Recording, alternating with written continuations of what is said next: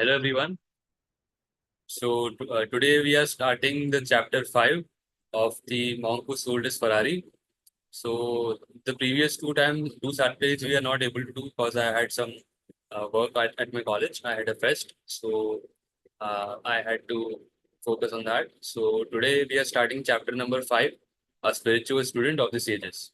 So let's continue.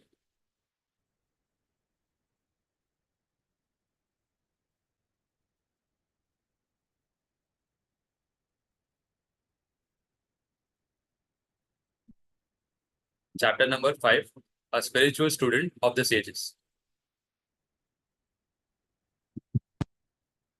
Begins with great dreamers' dreams are never fulfilled. They are always transcended. This was said by Alfred Lord Whitehead. It was now 8 p.m., and I still had to prepare for my court appearance the next day. Yet, I was fascinated by the experience of this former legal warrior who had dramatically transformed his life after meeting and studying under these marvelous sages from India. How amazing, I thought, and what an extraordinary transformation. I secretly wondered whether the secrets Julian had learned in that far off mountain hideaway could also elevate the quality of my own life and replenish my own sense of wonder for the world we live in. The longer I listened to Julian, the more I came to realize that my own spirit had become rusty. What had happened to the uncommon passion I brought to everything I did when I was younger? Back then, even the simplest of things filled me with a sense of joy. Maybe it was time for me to reinvent my destiny.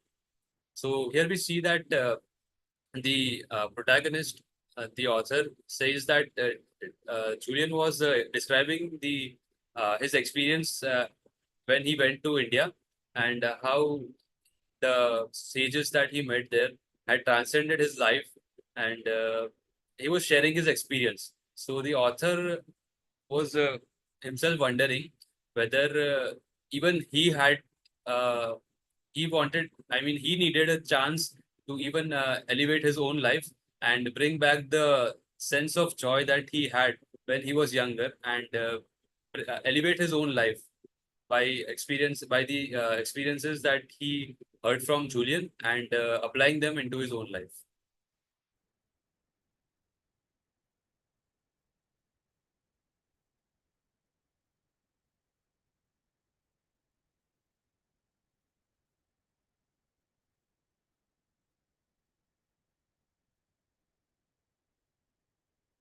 Sensing my fascination with his Odyssey and my eagerness to learn the system of enlightened living that the sages had passed on to him, Julian quickly quickened the pace as he continued with his tale.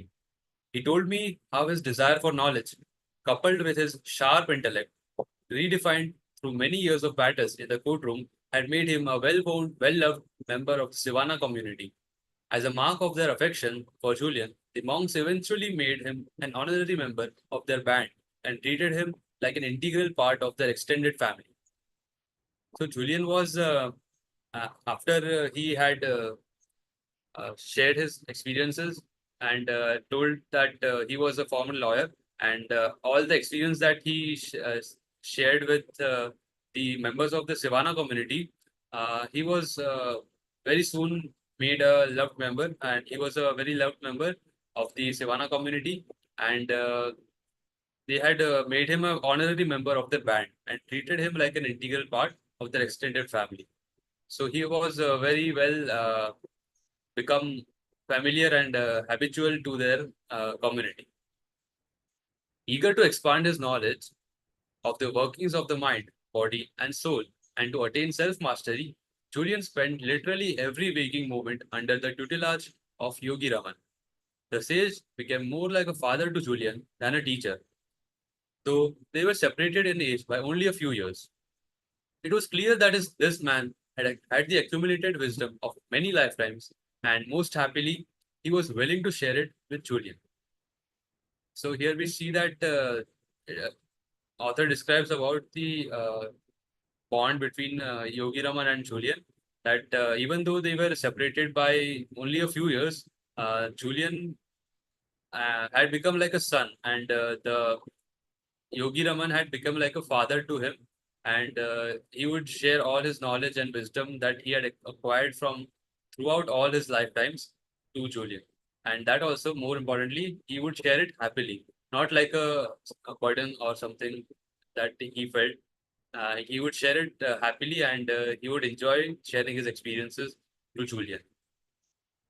Beginning before dawn, Yogi Raman would sit with his enthusiastic student and fill his mind with insights on the meaning of life and little known techniques that he had mastered for living with greater vitality, creativity, and fulfillment. He taught Julian ancient principles which he said anyone could use to live longer, stay younger, and grow far happier.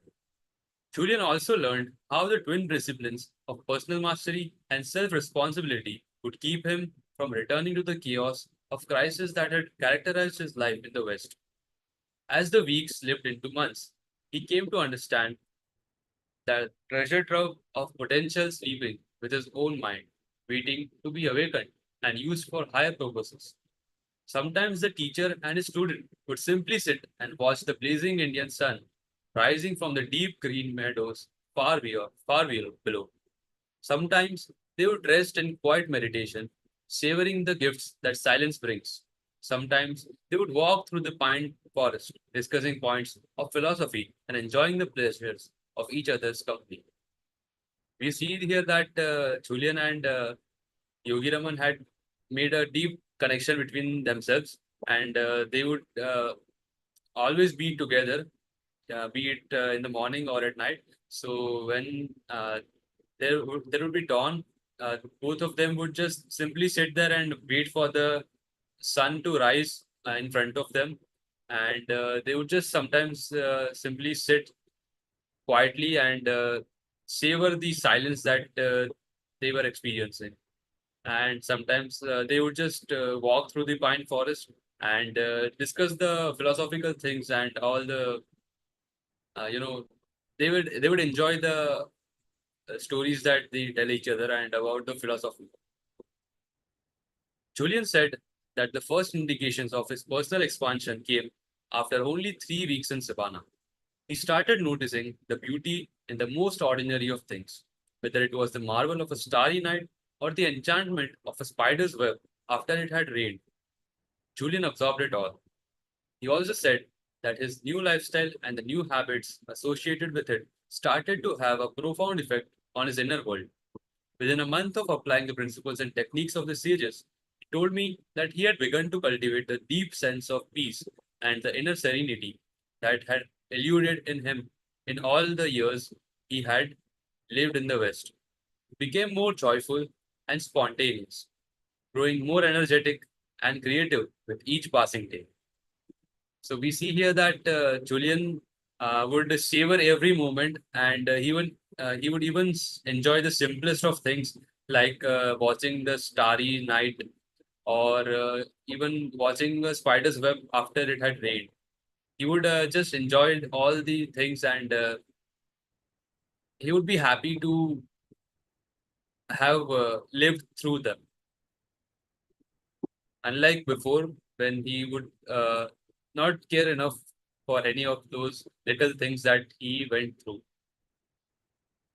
He would enjoy the deep peace, sense of peace and his inner calmness, his inner serenity that had eluded him for all those years. Physical vitality and spiritual strength followed the changes in Julian's attitude. His once overweight frame grew stronger and lean, while the sickly pallor which had characterized his face was replaced by a splendid shimmer of health. He actually felt as if he could do anything, be anything, and unlock the infinite potential that he learned was inside every one of us. He started to cherish life and to see the divinity in every aspect of it. The ancient system of this mystical band of monks had started to work its miracles. So the spiritual awakening started to appear on his body. Like once overweight Julian was now becoming lean, and his sickly pallor was now diminishing, and he would appear very fresh, and a shimmer of health would be seen on his face. and his body. And he started to feel that he could do anything. And literally, every one of us can do anything if we really want to. And but he was actually able to feel that he could be anything and he could do anything. And he had the infinite potential that each and every one of us inside of us have. After pausing as if to express disbelief at his own tale, Julian grew philosophical. I've realized something very important, John. The world, and that includes my inner world, is a very special place. I have also come to see that success on the outside means nothing unless you have success within. There is a huge difference between well being and being well off. When I was a hotshot lawyer, I used to snicker at all those people who worked at improving their inner and outer selves. Get a life, I thought. But I have learned that self mastery and the consistent care of one's mind, body, and soul are essential to finding one's highest self and living the life of one's dream. How can you care for others if you cannot even care for yourself? How can you do good if you don't even feel good? I can't love you if I cannot love myself, he offered. So, how beautifully he's explained uh, the philosophical thing that we should explore our inner self. Even before years, when he was a lawyer himself, he would snicker. He would just think that what kind of person is he? He would just think that get a life, man. To all those whom he saw that he would those were improving themselves by cultivating their own inner selves, by exploring their own inner self. He would see those people and think that what kind of people are they? Like he would just loathe them. Like he didn't like anyone doing that, and he would just think it was a waste of time. But now that he has experienced living with the monks, that growing our inner selves is the most important thing that we need to learn. So he's explaining to his lawyer, I mean his student, the protagonist, John, that we need to learn from uh, within ourselves. Main thing is if we know our inner self, anything can be learned. And he says that how can you even care for others if you cannot even care for yourself? And how can you even love others if you cannot even love yourself? So that is the main thing that people nowadays they don't even like themselves. More of if we think that loving ourselves is important, but sometimes not even everyone like themselves. So the most important thing is we need to love ourselves. Then only can we find love in others. Julian grew flustered and slightly uneasy. I have never opened my heart to anyone like this before. I apologize for this, John. It is just that I experienced such a catharsis up in those mountains, such a spiritual awakening to the powers of the universe, that I feel others need to know what I know. Noticing that it was getting late, Julian quickly told me he would take his leave and bid me adieu. So Julian says that he firstly apologizes to John that how he expresses himself, and he thinks that he said too much to him, which he did not wish to say. But John did not feel that. He felt that it was kind of good that he shared his experience with him. And Julian says that he just needed someone to listen and get to share his own experience, and he just had that urge to speak with someone about all the things that he went through and all the catharsis that he went uh, that he went through in those mountains. So it was getting late, and Julian told that he would leave, and he bid his adieu to John. You can't leave now, Julian. I'm really pumped to hear the wisdom you learned in the Himalayas and the message you promised your teachers you would bring back to the West. You can't leave me in suspense. You know I can't stand it. So John says that once he started this story that he was sharing, he cannot just leave it in the middle.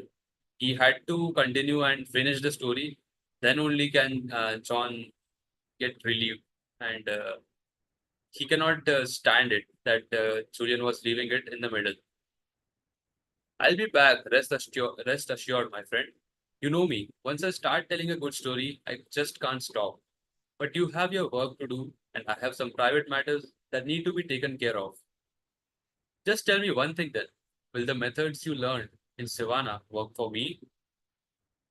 When the student is ready, the teacher appears, came the swift reply. You, along with so many others in our society, are ready for the wisdom I now have the privilege of holding. Every one of us should know the philosophy of the sages. Every one of us can benefit by it. Every one of us must know of the perfection that is the natural state. I promise I will share their ancient knowledge with you. Have patience. I will meet you again tomorrow night, this time at your house. This I'll tell you all that. Then I'll tell you all that you need to know to put far more living into your own life. Is that fair? So Julian says that he will come back tomorrow, the same time that he came today, and he told that even John had some work to do, and he himself had some chores to do. So he told that he will continue that the same story tomorrow, and he said that and after that John asked him if the teachings that he learned himself, I mean Julian, he would that would actually work for John or not. He was asking to Julian. So Julian replied swiftly that when the student is ready, the teacher appears. So he says that when when we are ready, the person who needs to teach us comes automatically in our lives. And he says that even every one of others in the society needs to learn these lessons. And Julian himself will now share all these things that he learned in the Himalayas to all the people in the society. Yeah, I guess if I've done without it all these years, waiting another 24 hours won't kill me. I responded with disappointment. And with that, the master litigator turned enlightened yogi of the East was gone, leaving me with a mind full of unanswered questions and unfinished thoughts. As I sat in my office quietly, I realized how small our world really was. I thought about the vast pool of knowledge that I had not even begun to dip my fingers into. I thought about how it might feel, regain my own zest for living, and about the curiosity I had had when I was younger. I would love to feel more alive and to bring unbridled energy to my days. Maybe I too would leave the legal profession. Maybe there was a higher calling for me as well. With these weighty considerations on my mind, I turned out the lights, locked the door to my office, and walked out into the thick heat of another summer's night. So when Julian said that he would come back tomorrow and John need to wait for another 24 hours, so he said that I have waited for so long, what another 24 hours might do to him. So he can wait for that much time, and he had this lots of unanswered questions that he needed answers with, and as he sat in his office, John, he thought about how small the world really was. He thought that he just sees the tip of the iceberg. He has a lot to explore. Just like the tip of iceberg is really very small that we can see, but underneath the water, the iceberg really is very huge. So that way, John says that he has a lot of knowledge to explore, and he really knows very little, and he has a really great deal of work to do to understand how the world works and all the things that he needs to learn. And he was thinking himself that just like Julian, he maybe even he should.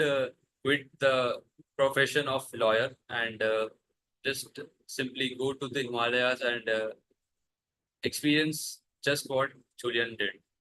He was just thinking about all these things, and later he just put a pause to all his thoughts and went for the night, went to sleep. So that ends the chapter number 5, a spiritual student of the sages. So this Saturday we'll be continuing with the next chapter, chapter number 6, the wisdom of personal change. So thank you everyone for listening. Here we stop today.